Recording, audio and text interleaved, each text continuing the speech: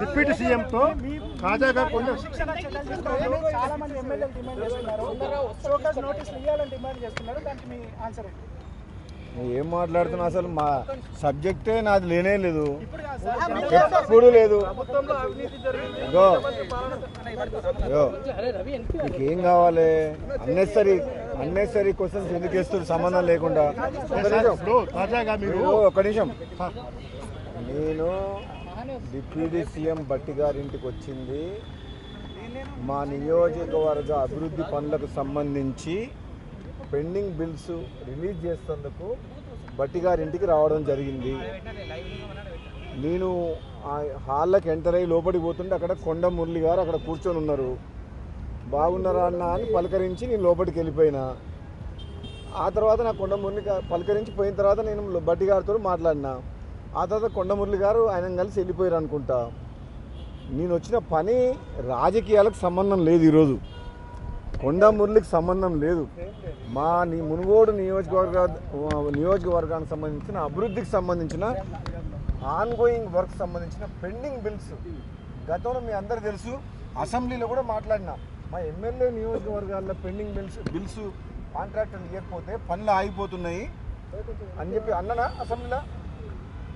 ఆ పెండింగ్ బిల్ల గురించి నేను రావడం జరిగింది తప్పితే నేను రాజకీయంగా గురించి కానీ వేరే అసలు విషయాలు నేను భట్టి గారితో మాట్లాడలేదు. నాకు ఆ పని మీద రాలేదు అసలు. మీ జిల్లా ఎమ్మెల్యేలే మాట్లాడారు సార్. నేను ఒక విషయం మళ్ళీసారి చెప్తున్నా, నేను ఎక్కడ కూడా పార్టీకి వ్యతిరేకంగా, ముఖ్యమంత్రికి వ్యతిరేకంగా, ఒక వ్యక్తులకు వ్యతిరేకంగా ఎక్కడ కూడా నేను ఎప్పుడు మాట్లాడలేదు, విమర్శించలేదు. కొన్ని సందర్భాల్లో నిజమైన కాంగ్రెస్ పార్టీ కార్యకర్తలకు అక్కడక్కడ ఎన్నికలప్పుడు వచ్చిన ఇతర పార్టీ వచ్చిన వాళ్ళకు టికెట్లు ఇవ్వడం వల్ల గెలిచిన తర్వాత వాళ్ళు నిజమైన కార్యకర్తలకు, నిజమైన కాంగ్రెస్ పార్టీ గెలిపించిన కార్యకర్తలకు అన్యాయం చేస్తుండ్రు. వాళ్ళని కాపాడుకోవాల్సిన బాధ్యత కాంగ్రెస్ పార్టీ రాష్ట్ర నాయకత్వం మీద, నాలాంటి వ్యక్తుల మీద, అధిష్టానం మీద ఉంది అని చెప్పిన. నెంబర్ 1. నెంబర్ 2, ఈరోజు ఏదైనా ఎప్పుడైనా ఏదైనా మాట్లాడినా సరే నేను కాంగ్రెస్ పార్టీ సైనికునిగా రాహుల్ గాంధీ గారు ప్రధానమంత్రి కావడమే మా ఏకైక లక్ష్యం. కాంగ్రెస్ పార్టీని రాహుల్ గాంధీ గారి నాయకత్వంలో బలోపేతం చేసి రెండోసారి అధికారంలోకి తీసుకురావడమే మా ఏకైక లక్ష్యం. ఆ లక్ష్యం వైపు మేము అడుగులు ఉంటాయి, ఆ విధంగా పనిచేస్తాం. కొన్ని సందర్భాల్లో ఏదైనా మాట్లాడినా సరే అది పార్టీ బలోపేతం కోసమే మాట్లాడుతుంది తప్పితే పార్టీని బలహీనపరిచే విధంగా నేను ఎప్పుడు కూడా చేయను.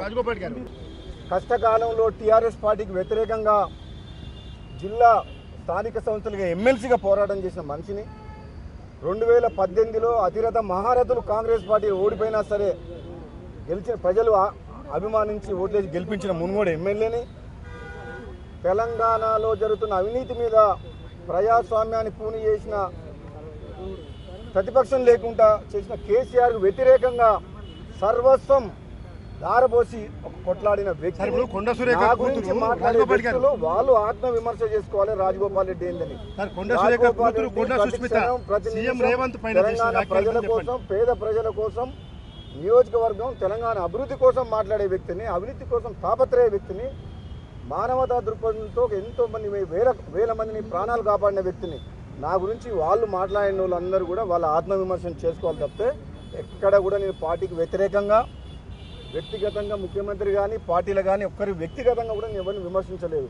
నేను వచ్చిన పని ఏంటంటే భట్టి గారికి మా నియోజకవర్గ అభివృద్ధి నిధుల గురించి వచ్చిన. ఒక సీనియర్ నేత, సీనియర్ పార్టీ లీడరు చిన్నారెడ్డి చేసిన వ్యాఖ్యలు కానీ, కొండా సుస్మిత చేసిన వ్యాఖ్యలు సీఎం రేవంత్ రెడ్డి పైన డైరెక్ట్గా వ్యాఖ్యలు చేశారు. ఒక సీనియర్ నేతగా, మీరు ఒక మాజీ ఎంపీగా ఎలా చూస్తారు చెప్పండి. నేను ఒక విషయం చెప్తాను మీకు. పార్టీ క్రమశిక్షణ కమిటీ ఉంది. వాళ్ళు చేసిన వ్యాఖ్యల్ని వాళ్ళు చాలా లోతుగా చర్చించి పీసీసీ ప్రెసిడెంట్కి రిపోర్ట్ ఇచ్చారు. పీసీసీ ప్రెసిడెంట్ అధిష్టానానికి రిపోర్ట్ పంపిస్తారు, వాళ్ళు సీనియర్ లీడర్లు కాబట్టి. అధిష్టానం నిర్ణయమే ఫైనల్ అని చెప్పి ముఖ్యమంత్రి రేవంత్ రెడ్డి గారు చెప్పిండ్రు. ఆయన మాటే నా మాట. ఇది ఎవరు మేము మాట్లాడేది కాదు, మేము కామెంట్ చేయకూడదు. ఇది థ్యాంక్ యూ. 22A మీద బీఆర్ఎస్ పార్టీ చలో అసెంబ్లీ ఎట్లా నడుతుందో చూద్దాం, రద్దు చేస్తేనే అసెంబ్లీ పెట్టాలంటున్నారు. ప్రజాస్వామ్యంలో ప్రతిపక్షాలు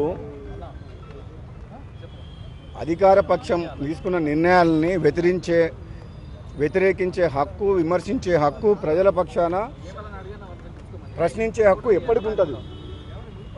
మేము ఏదైనా తప్పులు చేస్తే సరిదిద్దుకుంటాము, క్షమించండి తప్పులు జరిగినాయని చెప్పి స్వయాన రెవెన్యూ శాఖ మంత్రి పొంగులేటి శ్రీనివాసరెడ్డి గారు మీకు క్లారిటీ ఇచ్చిండ్రు. కాబట్టి హరీష్ రావు గారు ఎంత మాట్లాడినా సరే కనీసం ఆనాడు ప్రశ్నించే పరిస్థితి లేకుండా టీఆర్ఎస్ ఉన్నప్పుడు అధికారంలో, ఈరోజు తప్పు జరిగిందని మా మంత్రే స్వయంగా ఒప్పుకున్నాడు, భవిష్యత్తులో జరగకుండా చూస్తామని చెప్పిండు. ఇది ప్రజాప్రభుత్వం, ప్రజాపాలన. ముఖ్యమంత్రి రేవంత్ రెడ్డి గారి నాయకత్వంలో, రాహుల్ గాంధీ గారి నాయకత్వంలో మేము ఒక నియంతలాగా పరిపాలించుకోదలుచుకోలేదు. ప్రజల కోసము నిస్వార్థంగా నిజాయితీగా పనిచేయాలనుకుంటుంది ప్రభుత్వం. ఈ పేదల కోసమే పనిచేస్తాం. నేను చెప్తున్నా మీ అందరికీ కూడా, మేమందరం తెలంగాణ ఉద్యమంలో ఉన్నోళ్ళం. మా ఆత్మగౌరవం మాకు చాలా ఇంపార్టెంట్. మేము పదవుల కోసం అని చెప్పి మేము దిగజారాల్సిన అవసరం లేదు. ఏం లేవు. దాని తర్వాత కొంచెం నేను మాట్లాడిన తర్వాత కొన్ని లిబరల్ అయిపోతున్నాయి ఆ రూల్స్ కూడా. ఇందిరమ్మ ఇండ్ల విషయంలో నేను మాట్లాడిన తర్వాత కొన్ని రూల్స్ చాలా ఎక్కువ రూల్స్ పెట్టారు. కొన్ని సందర్భాల్లో మాట్లాడాల్సి వచ్చింది, మాట్లాడినాం. దాంతో కొన్ని లిబరల్ చేస్తుంది.